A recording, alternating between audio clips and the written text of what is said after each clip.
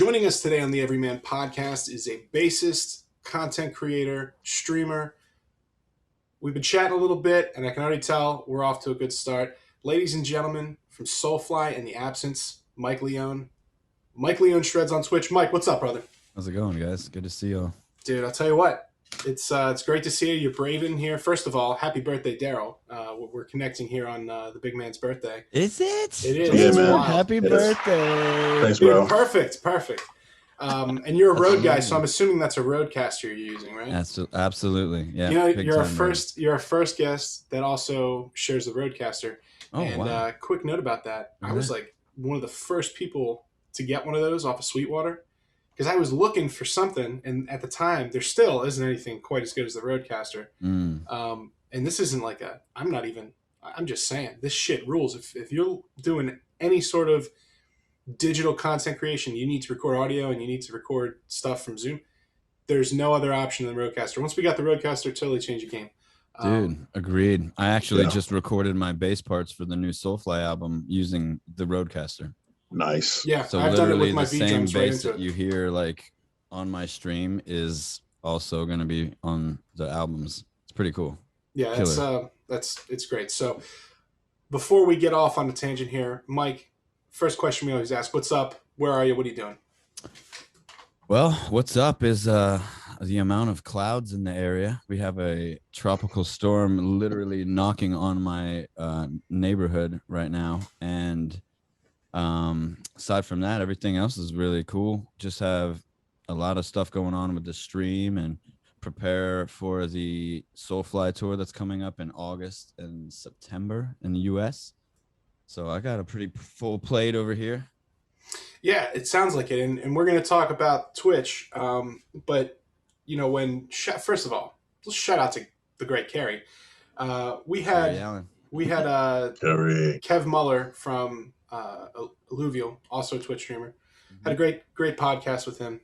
Awesome dude. He goes, hey, you know what? I got another guy I think you can have a great time with. Shout out to Carrie. Thanks for connecting this whole thing. And Kev, I was just playing Call of Duty with him literally an hour ago. I was like, I gotta get into Puta that. Madres. Yeah, baby. Yeah. I'm a bit of a Warzone dog myself, so dude, we'll have to keep that in mind. me. We want to get a nice little Everyman Cosmic Canoe Warzone tournament. So it's something we're working on here. Dude, that's literally something that Young Gun and I are like working on for next week to like probably do like the first one. We're gonna have Road. I played with Road and Young Gun last night on Call of Duty, so we're gonna try to just like put it all together. Hell yeah. It's Drop in.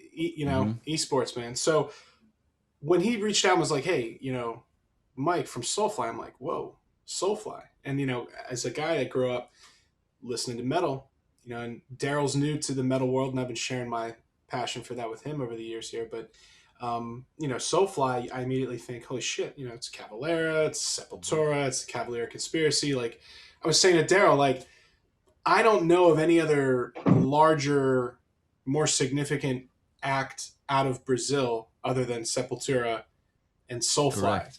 Correct. Like, and it's like, and that's regardless of, I'm talking film, TV, radio. Like there's no more worldwide impact than Sepultura. And Sepultura is one of those bands that when you may not be into them now, like as somebody young in high school, like I think of myself, 20 years ago, like discovering a Metallica CD or whatever.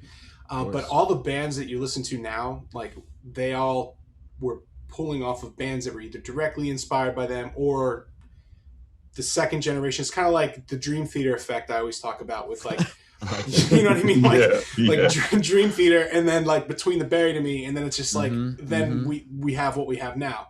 That's like a generational genre evolution of sorts. It's like a tree. It's like in the NFL when they have like, the Bill Belichick coaching tree or the, you know what I mean? Yeah, like, of course. It's like the same thing. I always thought that was always wondering how did your heroes and your inspiration, how did they do that? How can I be like the great ones, and then it's just like you formulate your own way. Right.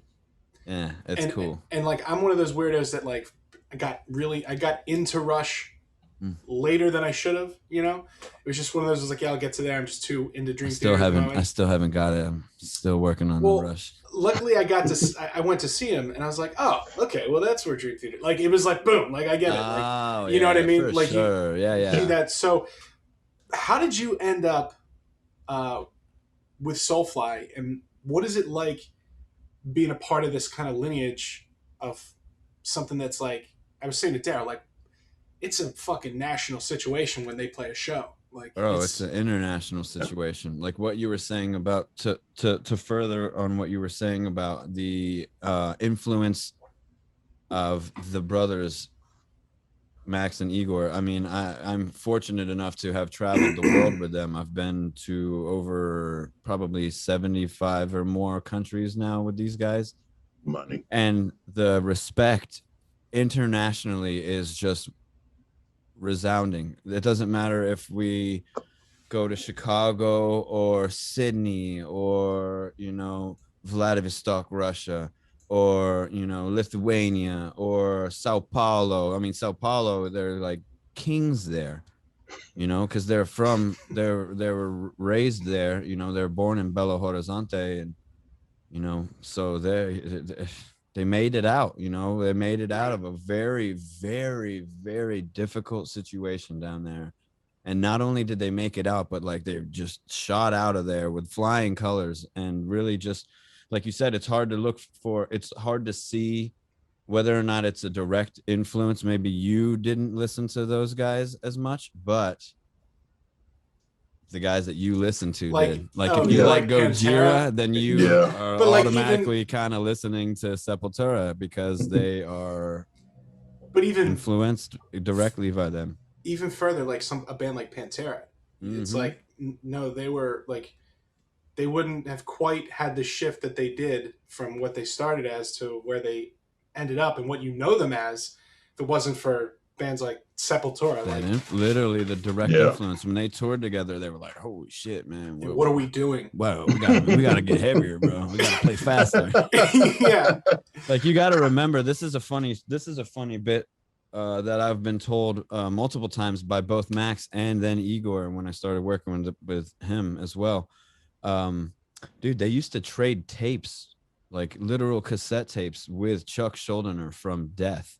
And that is the reason why Wow. they, as a Brazilian act, wanted to come to Tampa, Florida, and record at Morrisound. And that was the culminating point in their career. They did Beneath the Remains there, and shit just got different afterwards. Arise right after that. I mean, that is the golden era, I believe, of what they were doing. some heavy shit has come out of South Florida.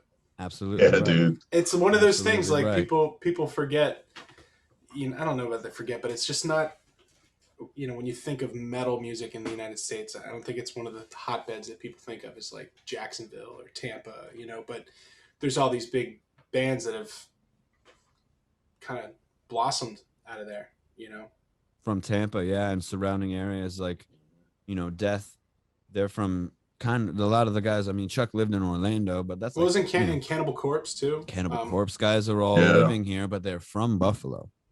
Really? I thought they were from Florida. Yeah, no, most of those guys were born up in Buffalo, and Buffalo's a cold ass town, man. That's right. They came their asses down here to Florida, and actually the same thing with Malevolent Creation. They're also a Buffalo, New York band that was sick of the cold and was like, we're gonna go to where that is not. They went further down. They're down in Miami.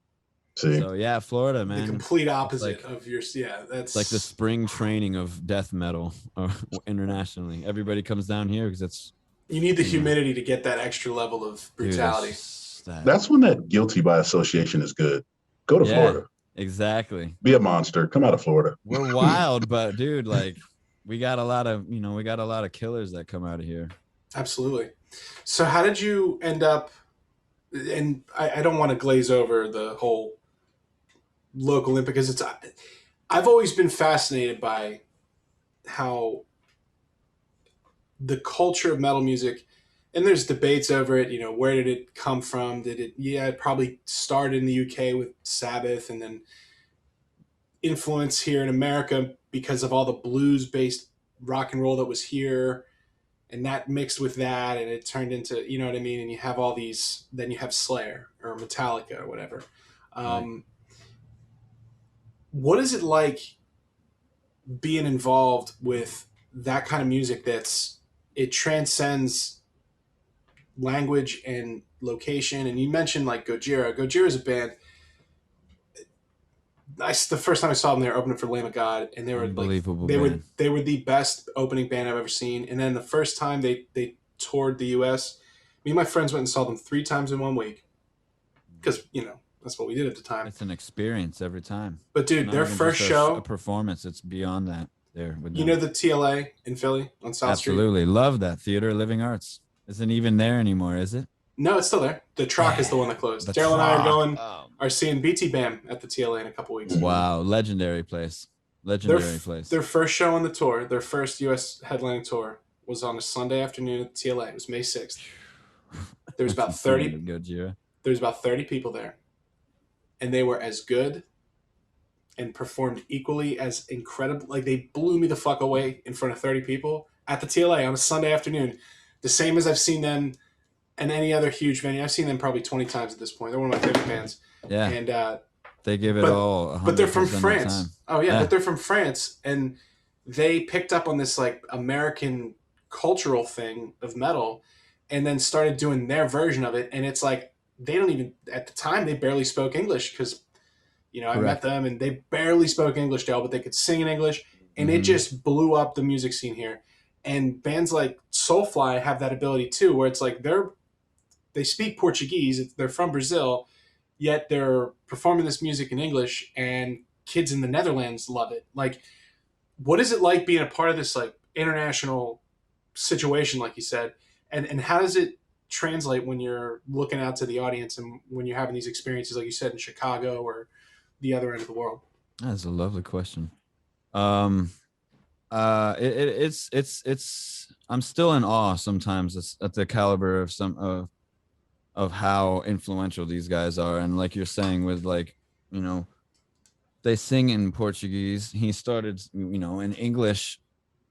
It's not his first language, so being as influential as the American culture is, a lot of people find that they're speaking, they can write lyrics from watching enough movies and maybe reading enough like literature magazines from America to familiarize themselves with enough to write a song. So you're looking at like the first few albums, like Bestial Devastation from Sepultura, one of the first ones, or Morbid Visions, Schizophrenia, all that kind of stuff. He was just piecing together little bits and pieces from his favorite horror movies, really, and like just words that he thought sounded cool. I mean, literally, he named the band Sepultura. Sepultura in Portuguese means grave. So, Sepultura, how fucking cool is that? It sounds sharp. It sounds like, it's sick. It's like when you hear it, it's seething, it's something.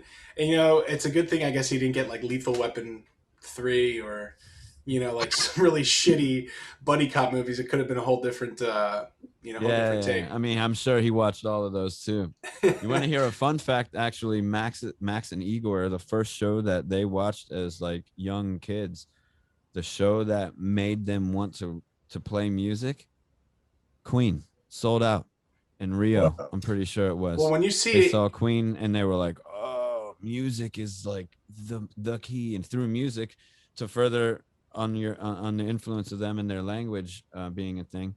Yeah, man, the music is international, and everybody pulls something from it, because it's not just about the language. It's about the experience and the lyrics that he sings. Everybody can relate to the strife, to this confusion, to this anger. He strikes at very poignant bits of what's happening in the world, and everybody can feel that. So that's another reason why I think it transcends beyond just a language or a country, And I don't know what your thoughts are on Meshuggah, but Meshuggah's big fan. At any given time, so my 3 favorite bands in no particular order are Meshuggah, Dream Theater, in between the Barry to me, and it just rotates. It just depends on what day I'm in. Strong and it's trio there. and they're like the three most, that changed my view on how I create music or how I aspire to create music. They had the most like, oh wow, that's a way to do something different. And I've like shared some stuff with Daryl, and they just announced their tour, and I was all pumped up. My fiance picked up the tickets, and I'm driving It's gonna be home, a fun one. and I'm making this. And my friends joke that the only time it happens, like it's like a demon takes over my body at a Meshuggah concert, and I go to another place. Wait, so you already went, or you're going? Oh, I've seen them multiple times, but they just announced the new tour. I've seen Dream Theater. I gotta take them to Meshuggah. Meshuggah is like being stuck in like a quantum computer. Right. It's Their fucking light show unbelievable. is gonna like reprogram you're gonna be like being able to do calculus right off the bat. As soon as you walk out that door, you'd be like, it messes square roots. They're so good. They're so good. Insane. And they have this light show that's 100% manual, Daryl. Like the thing that's crazy about it is their light guy isn't even a light guy. He's just like their buddy that loves their music and knows it as good as they do. And he's some sort of musician. And then like in their tour agreement, every show they go to, they have to teach him. He needs to be like they don't come with their own light board. But somehow sometimes he uses pads even to do like Dude, it's the most, so he's like almost like DJing the lights. Yeah, it's insane. I've seen them so many times, and they've just evolved and evolved. And it's like being on a roller coaster that goes for 72 minutes, and then the last 8 minutes are bleed and like demiurge, and you're like, it's like being on a roller coaster, and then they just launch you into space, and then you're just like, yeah, you're gone, and there's no like, and you're either come away from seeing them going, I have found my calling, or that's not for me. There's no. Yeah, they'd be like, There's no middle. It was all right, and be like, what? Yeah, what? Like it was all right. Are you okay? Yeah. That's it's heavy, but it's an experience. It's beyond. Yeah, it's another one of those bands that's just like an experience. I'm looking forward to that one. You're gonna love it, bro. What venues? It's at formerly the Electric Factory. Oh, but dude, so I grew up saying all these venues. I got to tell you a little backstory about myself. I grew up. My father's from Philadelphia. No kidding. In a part of Philadelphia that is nice. You're in the Cosmic Canoe. What did I tell you? I said it doesn't take long. It does not take long. People come on the Everyman podcast. Life preserver on. This is great. By the end of it, you're sitting in the boat with us. So Dad's from Philly. Yeah, he's from Philly and grew up there a lot, and we'd go up and visit all the time. And I just so happened one time when I was up there when I was a kid, I loved Bam Margera and him. I mean, I got the heart of Westchester and everything. Yeah, I saw that in one of your videos. Yeah, Westchester. I played at his, after it was his club, but The Note. The Note. Yeah, I know, dude. I studied at the altar of Margera for many years, but the guy, that was actually one of my first introductions to. It was my introduction to rock and roll. I had made my way up there with my family. We were at Orland Mills Mall. Franklin Mills Mall. Yeah. I worked there at one point. Franklin Mills Mall. Sam Ash, the music store right there, and there was a skate park right there. Yes, right still there. Right I love that place. Yeah. So I got dropped off there. My parents went to go do something shopping, and I was just like, leave me there. I'll be fine all day. And I skated, went to the Sam Ash, and then I met a guy by the name of Matt Citronbaum that was there, and he was a metallurgist, like a jeweler, called Bent Forms, and he, started talking. I was playing probably CKY riffs on the bass, little 16-year-old kid, and he was just like, he knew, and he heard, and he was like, yo, hey, cool, I'm like, nice riffs. My parents were there, and he gave me a business card. Dude, the guy's like literally Bam's jeweler. He's made the wedding ring for the guitar player for CKY, and like he's like, I was like, what? And so he was like, yeah, you guys could come back to my shop. I got 1 million. It was like a treasure trove, like a fucking library of Bam and CKY stuff. He even got a shout out on MTV Cribs. He made that heartogram hood ornament that looks just like that for his SL 500 550 Mercedes. Instead of the Mercedes hood Yeah. rim is a heartogram, and he shouted him out on MTV Cribs. So that's how I got up really into the beginning of the music world, and that's why I have such a affinity for Philly and the Electric Factory and the TLA and the Truck. I've been to all those places. I've played all those places. Yep.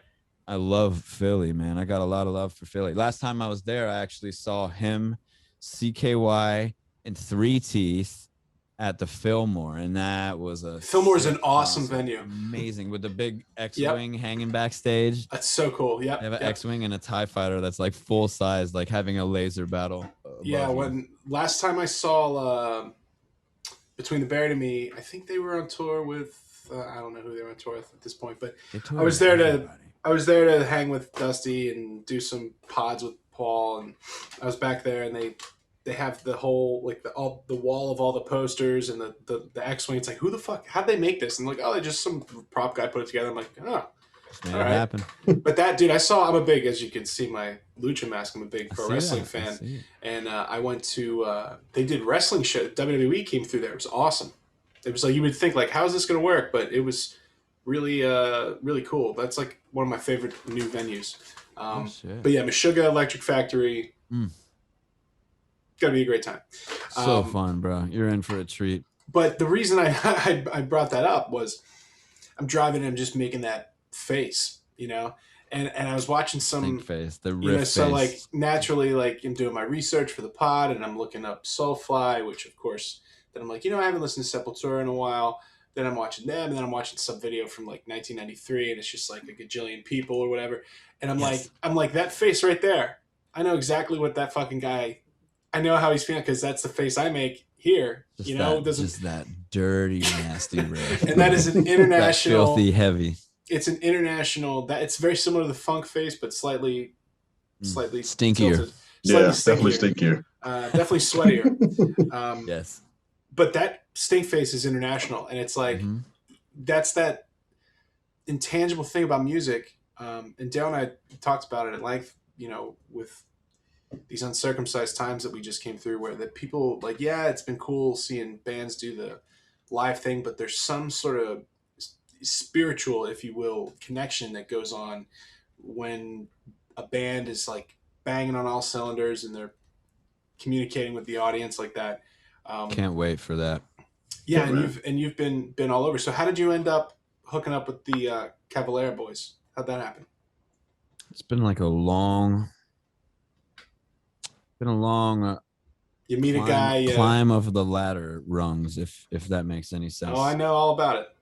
So I got my start here in Tampa with a melodic death metal band that I'm still currently in, called The Absence. I've been in that band since 2007, and we actually just released a brand new album that's behind me right there. Coffinized on June 25th, and it's our 5th album.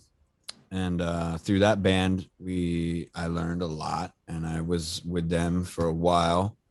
And in 2012, I met the dudes in a thrash metal band called Havoc from Denver, Colorado. And we became really close friends immediately. We toured together in 2013, early of 2013, I think it was. Maybe not. Maybe it was 12 still. But eventually, things for The Absence started going kind of stagnant, for lack of a better word. And things for Havoc were seemingly trying to ramp up, and they were getting busy and they were looking to expand. And they offered me a gig to do front of house audio for them. So I did that. Dave Sanchez, the frontman of the band, taught me how he wanted me to mix his band, and I went and I did it. Nice. Then Murky Waters with the bass player eventually ended up happening, and I was already there. So I hopped on with those guys and played bass with them. 2013, I joined the band. We did an album called Unnatural Selection with Terry Date mixing it. Legendary Terry Date. Worked on Pantera, worked with Soundgarden, did also work with SoulFly. Legend, Alice in Chains. I mean, he's done everybody, even Incubus. He's huge like band. That huge band, huge legendary guy. We did an amazing record with them, got us a lot of attention. We charted on the billboards. And it got us the attention from Max. And we did a song called Give Me Liberty or Give Me Death that was very politically charged. They are a very politically charged band still. And Max really loved that track. So he gravitated towards that. And he was like, you guys are doing something killer, bro. Like, I love it. And he offered us a direct support to him, to his tour. So we did a Havoc SoulFly tour later in that year. Just them and us, just us. And did about 5-week tour maybe with them. Became best friends. Like the third day of the bus, the third day of the tour, I already like knew the code to the bus, and I'd show up, and the van would park next to the bus, and I'd go, yo, who's trying to smoke one? And they'd be already in the trailer, like lit one up, and I'd be like, yeah, I'm gonna help myself to something in the candy drawer, because they had a candy drawer. I'm sure they were just travel a broke ass thrash band, so healthy. Yeah. Yeah, well, No, I mean bountiful. They've got yes. Oh yes, there was plenty. They've earned it. It was a lot different than the van situation in Havoc. I bet. Thrash 5 metal. dudes in a crusty situation. half-ass van, yeah. So yeah, we got times. to be really good friends with them, and the tour went by, and things with Havoc didn't work out between Dave and I. We do not still see eye to eye for a lot of things, and he let me go. And just at that same time, I was already talking with Gloria about filling in on a SoulFly tour because they needed a bass player. Their bass player, Tony Campos, had left to go play in Ministry and Fear Factory. So he left because he loves Dino Cazares, and they're like best friends. Fear Factory. And Fear Factory and Ministry, like, Come on, so what are you gonna do there? he went to do that, and we kind of just went like, and I like swooped in, got that gig with Max, and I didn't even need to try out. By then they had already known me for years, toured with me. I had my own gear, I had everything ready, shipped my stuff up to Denver, and next thing I know, I had a plane ticket out to Arizona, and the rest is history. It's been about 6 years now, coming this October, I think. Sweet. 6 years in the band, man. Daryl, countless countries and millions of faces and homies everywhere. It's amazing. Daryl, how many times have we had guests on this here podcast in the Cosmic Canoe tell us it's like, yeah, I was just basically prepared, and I'm a cool, easygoing person, and like we had Travis from Entheos, Travis Levere, incredible guitarist. He's been in a ton of bands, and it's like when you're a good guy or gal and you treat people well and you're a genuine person, dude, that's literally bands can hire literally any, like, you don't think Max could have like fucking hired any bass player he wanted. It wasn't about, think about it all the like, time. no offense, like you're super talented, and we're going to talk about your playing, but like that's not the only reason you're there. It's probably 99.9% because you're a good dude and they know they can trust you around, and you're like family. Fact. Touring is a 24-hour, 7-day a week, sometimes weeks on end gig. It's not a 9 to 5.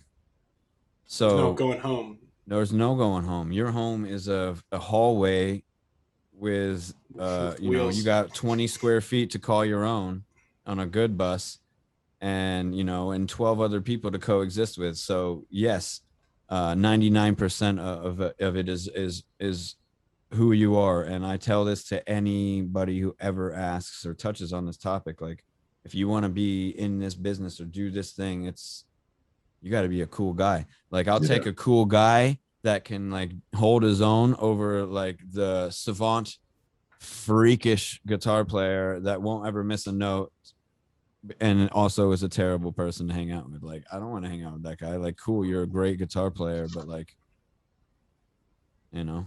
well, can't hang with you, bro. Can't coexist. It's also what I'm hearing too is just, it's what we talk about all the time. Like, it's just the plight of the everyman. You know what I mean? Like, it's not just like we're shedding light on people, but we're talking to people that like literally from the ground up, and like, you put the stones in, man, you put the time in, like, Absolutely. fronting audio for a group and learning. That's the other thing too, like having the ability to learn no matter what it is. Like, being willing to, and the you know what I'm saying? Like, yes, that's, and the willingness too. Like, that's huge. And opportunities come from that, man. And like you said, also, the time with family, not just your bandmates, family, right? And then them trusting to know, like, okay, cool, like you can get the job done. You have the willingness to learn, and that's how groups, that's how bands evolve, and that's why you always stay at the top, man. It's Absolutely. the little things, though. Yes, the little dude. things, The little man. things add up, and those little things become exponential if you just keep practicing them and applying them and over and over and over and over and over again. Yeah, man. It's and guys like you too because you're good ass dude. Hey, You know what I'm saying? Yeah, and then Sorry, crack a couple man, jokes here and there, you know. you had the talent. You know? You had the talent, and it's like a no-brainer. You know, you make it easy. Appreciate you guys, man. Thank you. I mean, yeah, you can tell. You know, and just watching you engage, and I think, you know, that comes through on your Twitch stream. So, what made you now? Hell yeah. Obviously, unavoidable there. We're obviously kind of in this pool as well in a different kind of avenue, and we've done some Twitch stuff, and we love it, and I love the instant feedback and the communication, and we just said it to nothing like it, to dude. Kev Muller. Once you start watching stuff on Twitch, and I want to find out, just think about this now. I want to know some of your guilty pleasure Twitch channels you follow. Awesome. I have some good ones. I love the platform. ASMR? No, we'll get it. We'll get there. I got a list, bro. I love it. And when you watch, like, I don't have cable anymore, like a lot of young people and a lot of old people too, but then I watch cable and my parents, I'm like, what the fuck is this? Like this commercials and this format, this is bullshit. Yeah, like, I don't want to watch. Like, once you get used to watching Twitch, you're like, where's the chat? Where's my interaction? Where's my, like, this is dumb. You get spoiled. I feel you on that. That is engagement. Yeah. Man, I had not really ever considered it that, like, but yeah, you were 100%. I think the future, now that everybody has their apps, you know, Peacock got me to buy their fucking app. Everyone's got their apps. Now it's going to be the how to do the engagement piece that Twitch does. You know, someone's going to, like, they're not, it's kind of like how YouTube wasn't, I mean, they still own, you know, what it is they do, but as far as like digital video delivering, like, there's a lot of ways to get content now on your phone or whatever, your computer.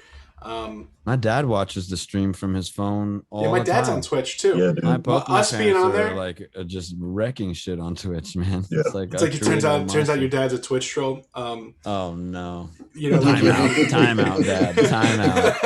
Dad, you can't say that. You gotta just. It's what I was just talking to him. But it's so cool though. But like, dude, like when we were doing it, like Justin, your dad. It's Papa Vidge. Like, I know, it's and then our listeners are talking to my dad on the Twitch. It's just like you can't do that on a, like, as much as we love doing the podcast, we don't get that here. Like, it's different through the comments. But how is it for you, and why did you get into it? How'd you do it? What's your trick? No one trick, that's for sure. That's for sure. Applied skills learned from music. It's like almost a bit of everything that we've talked about today up till now. Like, as being as busy as I usually am with Max and being in multiple bands with him and on my own projects, I went from being engaged with music and away from home 200 days plus of the year. So not, you know, during this whole time of being in lockdown, I did the thing where I was like, oh, you know, I'm just going to sit at home. It was actually nice for me. I was like praying like, oh God, please give me 1 year home. I would just love 1 year. I've been going hard for 6, man. I'm like tired. I'm not going to lie. It was like a blessing in a bird. It was a blessing in disguise. It wasn't even a burden. Like, we made the best of this damn situation, and you'll see. So I did the whole, like, I was home for a couple of months and I was like, yeah, this is awesome. And I had some savings, and you know, I didn't mind being home because I was like, yeah, all I want to do is, you know, smoke and play video games, hang out with my girlfriend. But yeah, dude. You know, then it got boring because it's like, okay, well, we can't go to the beach, we can't go to the movies, we can't go shopping, can't go anywhere. So I was starting to get kind of stir crazy. And then I started working a lot with the new Absence album, and we shot some music videos, and we built this coffin for the music videos. And Jamie and I directed 2 of the first 2 music videos for that during the pandemic. And then at that time, my manager for the Absence, Nick Marrero, he was starting to stream on Twitch too, by the name of Big Buddy Nick, he goes by. And he is like he owns a coffee company, and he's like a band manager and entrepreneur himself. And he came to one of our production days, and he was like, yeah, man, I've been streaming on Twitch, man. I made like $700 this month. And I was like, what? You? What? What? So he telling me, I'm just picking his brain all day, whole week. Like, wow, when, why, how, and what's that? And who? And I learned, and I was like, oh, this guy could make $700 a month. Like, I bet you I could make easily that and then some. And I went for it. Yeah. I just went for it. I just immersed myself. I was like, how can I brand myself as this? How I want to, I didn't want to, I just immersed myself, and I watched a ton of channels. I found a bunch of streams that I liked. I found a bunch that I didn't like. I found bits that I liked that I didn't want to do on my stream, and vice versa. Like, I kind of really honed in on what I wanted to create. And I really was very protective of what it was that I was going to be streaming. I didn't want to stream video games at first. I wanted to stream music, like what I do for a living. Like, here I am practicing bass, and I'm like, why am I just doing this? There's no tours in sight. I just wanted to stay sharp. Right. So I started being like, well, I'm just going to do that. I'm going to run through a Sepultura set, and there we go. And it started off like that. And that was literally 1 year ago. This Saturday was the first time I ever went live. And I toiled away, and I made myself my little logo. That's all over my merchandise now. I took that from a screenshot from a video that we took at a festival in the Netherlands with Havoc. And I freeze framed it, like, solidified it. And that's like my Jordan, dude. That's like my silhouette, like my, my Jordan Slam NFT. That's right, bro. There is some sensitive topics that I can't even discuss, but I'm already just trust your boy. Dude. If this didn't go live before Saturday, I would spill the beans. When you come back, you can give us the soup. When you come back, we will. Dude, the first time you showed that, you're gonna be like, that's what he was talking about. Yeah. Oh my God, dude! The first time you went like that, I was just like, Mm-hmm. You haven't seen nothing yet, bro. That was Mark awesome. 1. That's Mark 1, bro. I got like 3 more in the chamber that have just become more dimensional and tangible. Just say that. I will say that.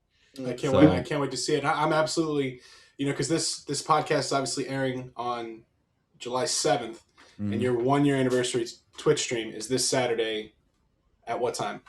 At noon, but it's going to be a subathon, so who knows? Emphasis on the high. High noon. You know what I'm saying? Who knows how long? And I'll tell you what, you can count me in for that. We'll be there. Dude, it will be an event for sure. I got literally one of my entire live rig, like a Rode microphones, hooked it up with a rig. Dark glass pedals hooked me up with a rig. I got 2 basses I'm giving away. One brand new one from ESP, one out of my own personal collection. It's going to be insane. Lit. And never done anything like this before, but we're coming together like Voltron, Love it. It's gonna be awesome. And I was thinking, before I forget this, Googling how to build a coffin is probably, because you're saying you made that, and that's impressive because I watched the video, and that looks like a good looking coffin. Thank you. You might be on a watch list or something now. Yeah, we got stories for that. I'm sure. We I got the cops called on us twice during the making of this music. I didn't get the cops called on us. The cops were called upon us. Upon your art. Let's call it what it is. They tried to, dude, I'm not gonna lie. We were dressed like a funeral, and all dressed in black, all the way down, like no permits, probably. Looking like metal dudes covered in tattoos, carrying a black coffin in a wheelbarrow into the woods. Yeah. The people were alarmed, to say the least. We came back out to You're almost one of those Florida man stories there. And it happened in Spring Hill too, so it's like extra Florida man. Yeah, that's Newport Richie area. Like, oh man, that must have been quite a sight. So good times. Were there any specific Twitch streamers that you watched early on that you were like, oh yeah, that's what I'm going for? And are there any new ones that you kind of watch now that you're like, nope, I think they figured out the next level? Yes, always. Dude, just like everything else, if you're not watching your peers, you're not going to grow. and you really just got to study everybody that's around you. Same doing with the same thing that they're doing. It's like you said, what do I want to do? You know, how do I want to do it? So yeah, in the beginning, when in the pubescent stages, before I even changed my name to Mike Leon Shreds, I went by this alias called Dukin Supreme 420. That's my name. I was just like, I was on my secret shit right there, kind of just studying everybody. And I'd pull up and I'd be like, yo, it's Mike Leon from SoulFly. And they're like, Dukin Supreme 420? So I had to kibosh that. And, you know, after the 3 months of having the page, I finally got to, you know, change my name and launch it officially as Mike Leon Shreds. But I was watching guys like Young Gun and Kev Moeller. Young Gun was one of the first dudes who brought music to, like, you know, to the Twitch thing, because like he plays Rocksmith, which is like a video game that correlates with a live actual guitar, and it teaches you music. So you're looking at, like, it's like reading tablature, but like the tablature is a video game. It's like Guitar Hero, but like, yeah. So I watching that and I'm like, damn, that's kind of killer. But I didn't want to play a video game, and I wanted to use my tones and my stuff, and I didn't want to play like request songs. So I saw that and I was like, okay, we can do that. And then my buddy Daniel DK, one of my best friends on the platform, both of these guys, all three of those guys are really truly like some of my best dudes on here. Daniel, DK, Kev Muller, and Young Gun. Those guys truly, I like took little bits of all three of what they did, and I made my own. Mostly like Daniel DK, because Danny also is a guy like me. He's a musician who grinds, dude. He works his ass off. He plays hundreds of shows in a year, or, you know, tries his damnedest to. And he's just, you know, he's like a young entrepreneur, man. He's busy, stays busy, but he rocks. And he didn't want to play. He doesn't play video games. He just does guitar. He plays Metallica and Megadeth and all these classic rock tunes, and he is like killer. So I studied all those guys, man, and I kind of took little bits of what I wanted and made it my own. What about and Dale and I were talking about Rocksmith earlier. That's some next level shit, Dale. It's almost like it's gonna do for kids, kind of like how Roblox is teaching kids how to Bro, code. When I saw you on your stream, and like, first off, how you fucking manage like a billion different, like fucking shit everywhere on that thing, man. You're like one hand in one, you got the fucking bass in the other. And like, yeah, I'm just gonna shred this real quick. I'm doing shit with my toes, bro. You don't even know it.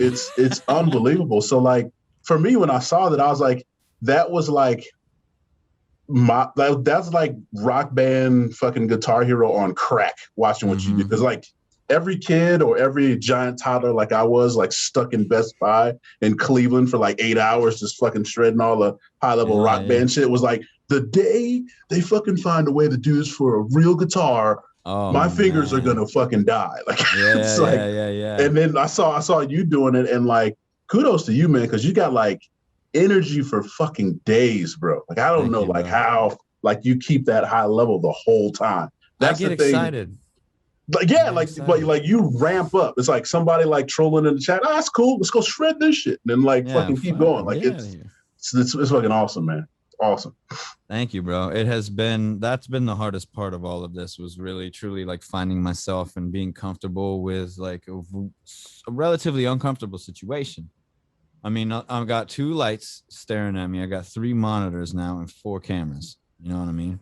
Yeah, it feels a lot different. It feels a little self-indulgent at first, if I may say. Like, I remember it was kind of here talking to myself and shit. And you're spending for hours, and then you're spending, because when Daryl and I, because it's the same kind of thing. Like, Daryl and I decided to go video and do all these things. We took the podcast to the next level for what we were doing, in the same kind of circumstances, and same thing with when we did Twitch. And it was like, you're spending full-time job hours figuring out how to have people listen to you, and it's like at a certain point you start going a little fucking batty, because you're like, at this table, you know, like your millisecond response, like trying to figure out why you're getting a latency, and you're like, I've got all my shit hooked up, like, and if you've been like, and especially if you're a musician and you've been a strict Mac guy for the last 10 plus years, like I was. Oof. And then you're like, change. And then you're like getting on PC and you're like, I think my Mac's a piece of shit now. Like it's like it's slowly like tables have turned. It's so weird when I was like, I'm gonna get a PC. You know, it's amazing. I did the same. I mean, I've never been a Mac guy, but when I saw how this was, and I was like, okay, I can't do this on my laptop anymore. We're gonna be showing clips from like my first week of streaming, and then like, you know, and as it's progressed.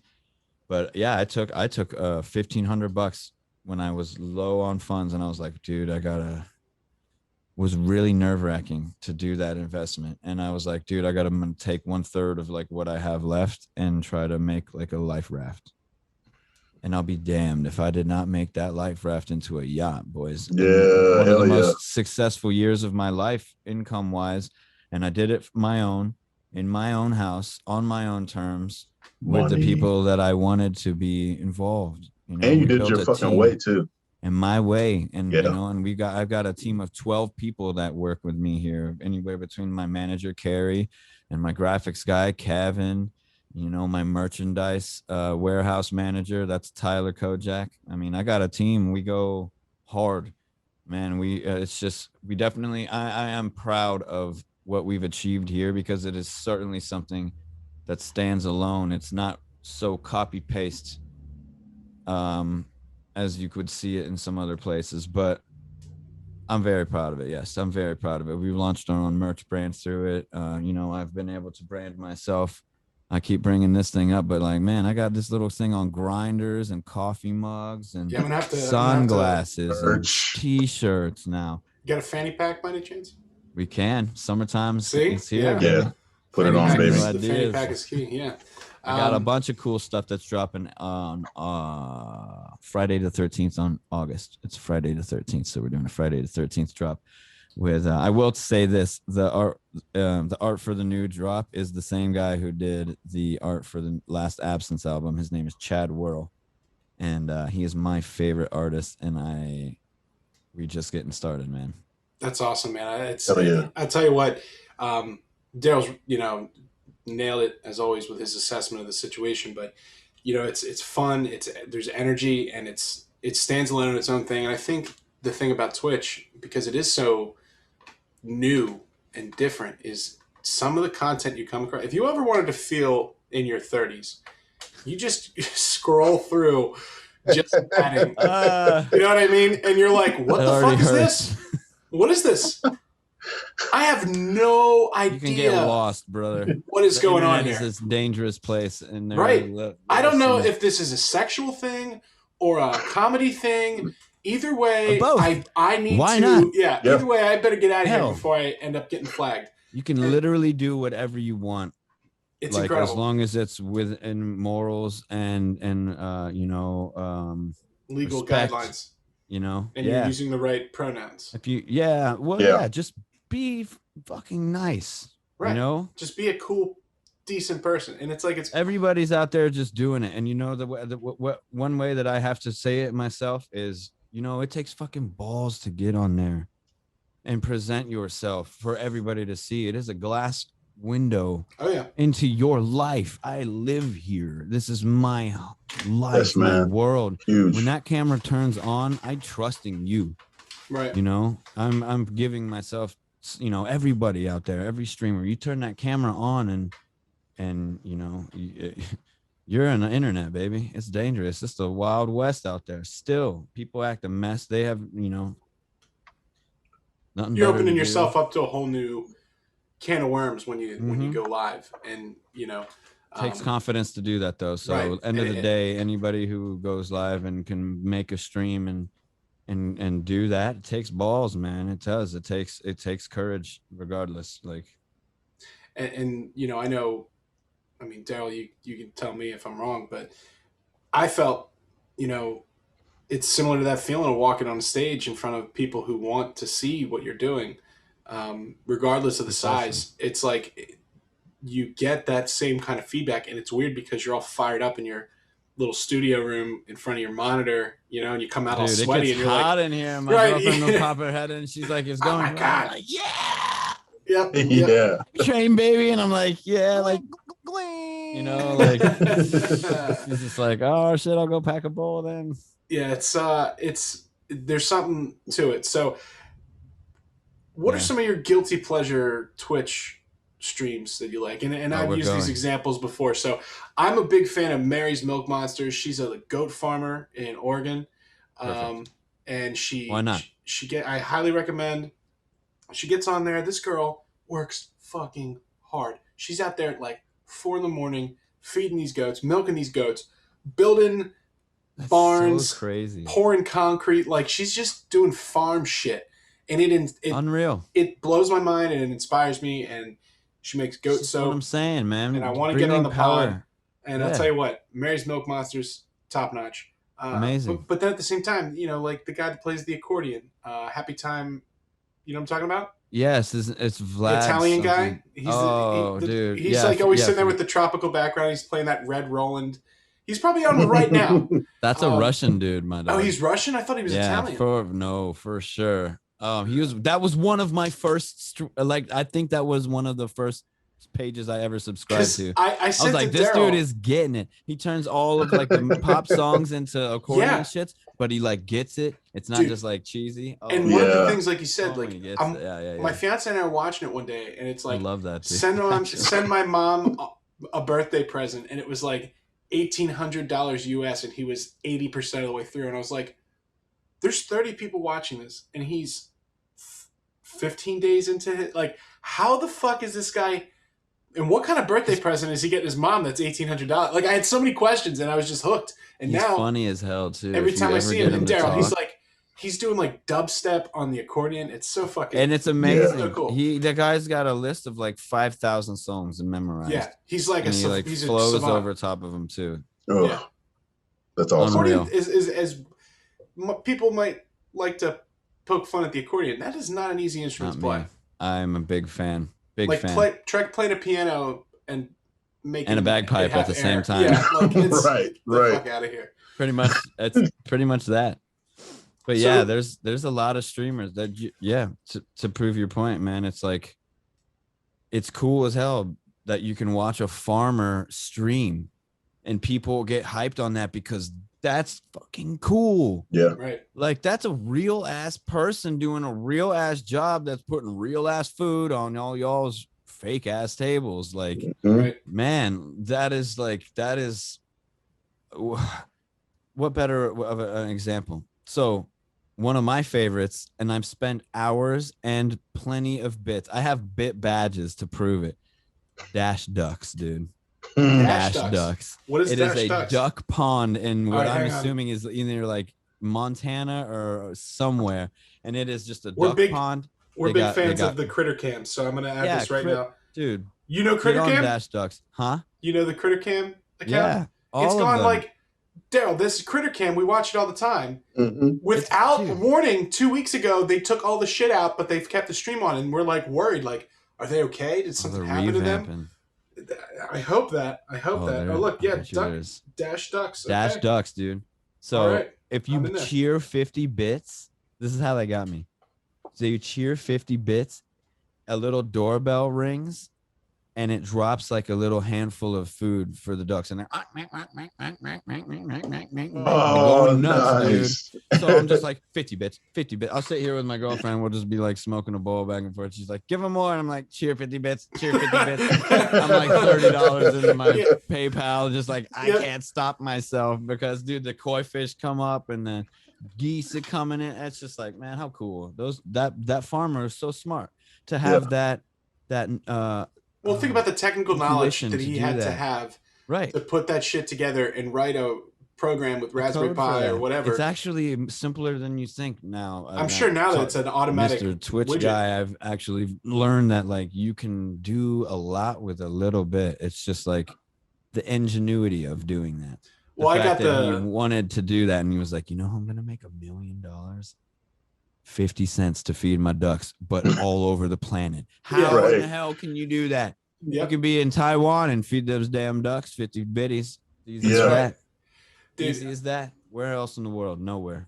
We when we were getting that together, I got the Stream Deck XL, and I started going deep into it. Like, I was like, holy shit, I can like hit this button and turn computer almost. Like, you could turn it, like you could just do anything. And the whole technology aspect of it, it's like it's all coming together with people who have a lot of time on their hands and not a lot of resources, and we're getting some amazing innovation out of the streaming Lots of game, time. which I'm telling you, it's only a matter of time before it carries over more into the mainstream kind of thought. And, I think the only thing is it's still kind of a little complicated to get started. I think they need to make it a little easier for people that aren't 18 to 35 figure out, But dude, it's there that's, already. This is the but, future. But yeah, it's there, and I think they're going to keep going with it. Is there any other streamers that you enjoy you want to shout out? Oh man, yeah. You were asking about a streamer that made me kind of want to evolve my own stream a bit, and I watched a lot of guys that brought this whole new aspect that I hadn't considered. So like I can only do so much action in this room. Mhm. But something that is not prevalent in live performances that I'm used to in my line of work, excuse me, is this visual aspect. Like, cool, you could have lights, you can have pyrotechnics, you could have stage props, but that's kind of the long short of it. What you cannot have is your fans setting off the pyro, your fans setting off the lights, your fans bringing in the stage props. On Twitch, you can do that by cheering bits and by, collecting channel points and redeeming stuff. You can make all kinds of little stuff pop into the stream at all different times and all different angles. You want to light off an explosion, boom, it's there. Hype trains trigger explosions. It's way more interactive than anything. So some of those guys that I really loved watching that made me want to up my game was actually this kid from Russia that I love to watch. His name is Faceless Clown. And if you haven't watched it, the kid's hilarious. I mean, he could have his stream on Nickelodeon, and I would watch it. It's just so funny because it's just goofy. It's so interactive. Like all of a sudden it'll be a little SpongeBob running down across the stream and you're just screaming his head off. And it's like, it's just, you can interact with, as he's playing, you can just do all of these things. He has this green screen behind him. You can put him in space.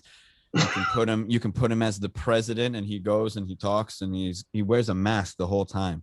So he's just got like this character, dude, in this production that I was like, I want to be like cranking out some higher productions, like, and that's how I started doing with the explosions and like the redeemables. And I'm just getting started with that. It's a work in progress. Year 2 is going to be crazy, and I just got to get past year 1 first. Nice. This Saturday we'll start worrying about green screens and supercomputers. One Twitch foot in front of the other. And I've got this dream of doing like a full-on news broadcast stream with a desk and a suit and the whole, just totally taking over, and doing my own absurd news show. Bro. It's there's so many, there's like you said, there's no limit really.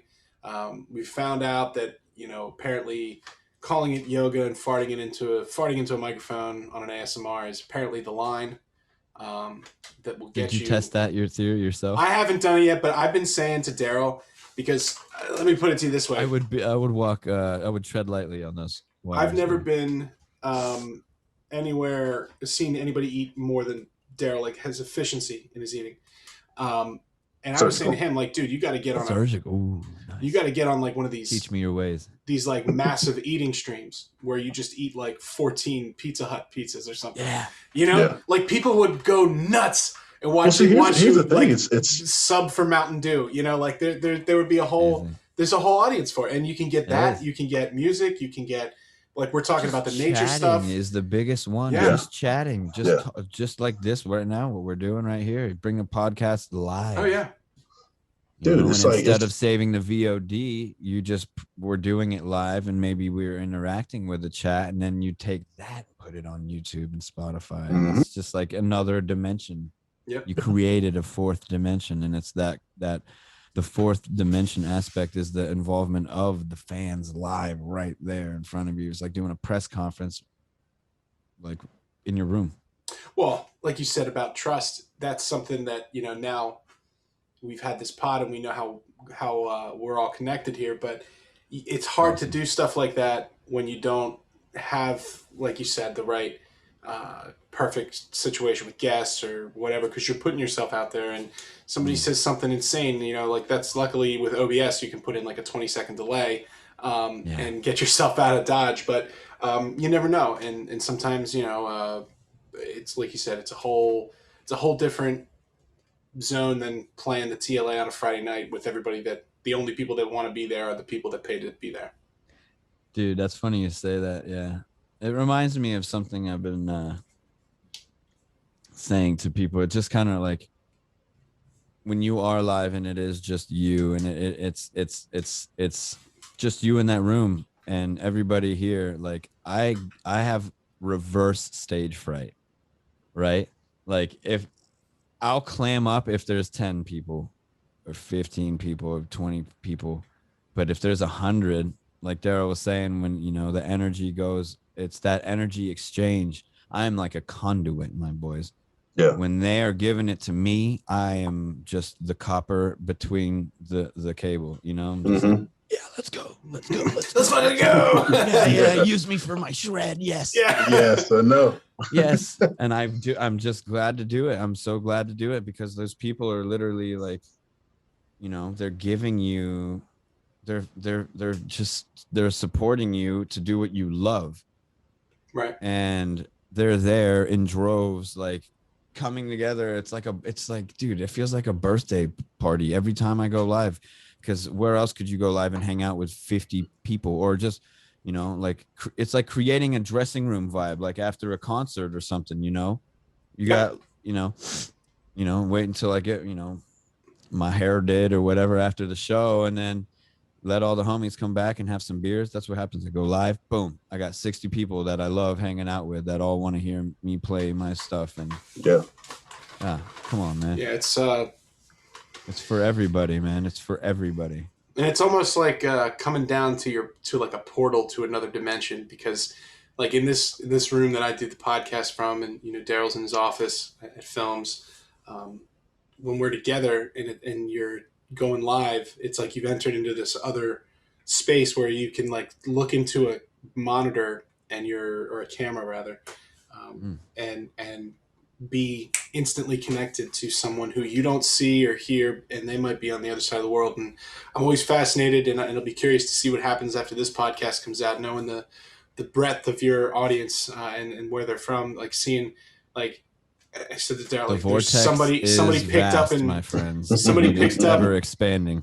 Somebody picked up the podcast in Sweden recently, and you see them, number one liker of the week, and it's like, oh, somebody really connected with what we were doing in Svetgulglan, Sweden, or whatever it is. It's like, how did that happen, man? Yeah, and it's just you put something out there, and especially like the core thread that's run through this conversation is it's a combination of preparedness, obviously.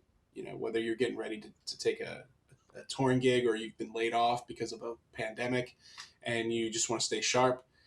It's being a good person and treating, the people you work with, people you interact with a certain way. And that is kind of what gets you into the next level, into that next door, and then 3, 100%. Being willing to bet on yourself and put your thing into motion. And Daryl, that's like the core tenets of the Everyman podcast right there. Well, that and exercising your craft. The one thing that stuck with me, what Mike was talking about, is when he got into it, he did his research, right? He basically took everything that he liked from the platform that he wanted to get into, and then he took bits and pieces from that, made it his own, and then also said, you know what do I really fucking love to do? I'm going to be sitting here shredding anyway, exercising my craft. Well, let's start there. And the moment he did that, fucking just off into the stratosphere. I mean, like, think about all the people that if they just kind of took those little tidbits and they said, you know what, I'm going to start with what I would do anyway to exercise my craft to make me better, because that's my realm of being comfortable, right?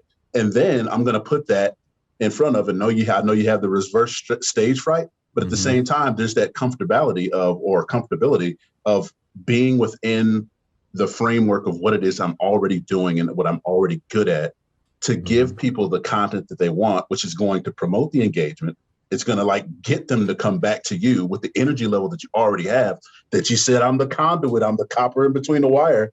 And then fucking it's I'm over. feeling it. I'm all jazzed up over it. And then to add that, I have a magic carpet that takes me all over the planet, and you can see it live in your city, me doing what I do best. And then between those two, now I come home and I'll be right back. Your favorite TV show will be back.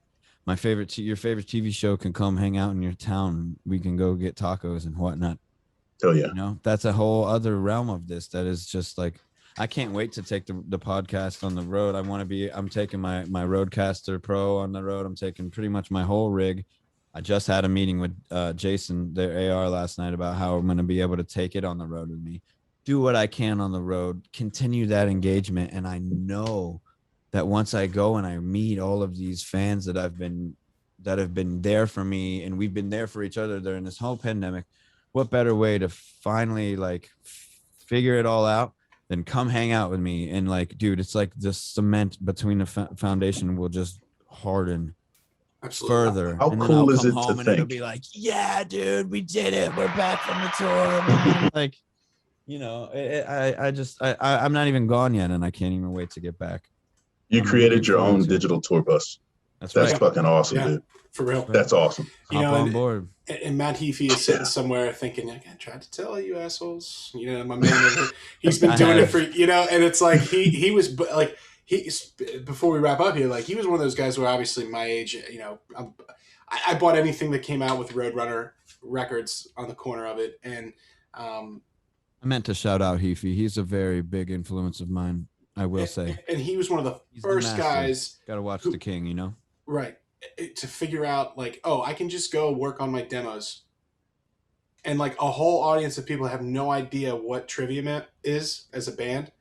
You can finally get that little piece. But even if they're not, like, he has all these fans that are from Twitch, and he's like he's like one of the guys they show on when you sign up for Twitch. It's like, how the hell did that happen? It's like the guy from Trivium. Persistence, man. Yeah, but he was one of the dudes where when he went out on the road, he would put his laptop up on the corner, and you would see the show. And I remember like watching, they were like live in Japan a couple of years ago, and I'm like watching the side stage of this Trivium show on like a Friday night. I'm like, fuck yeah, this is great. Like, I'm not going to see this anywhere else.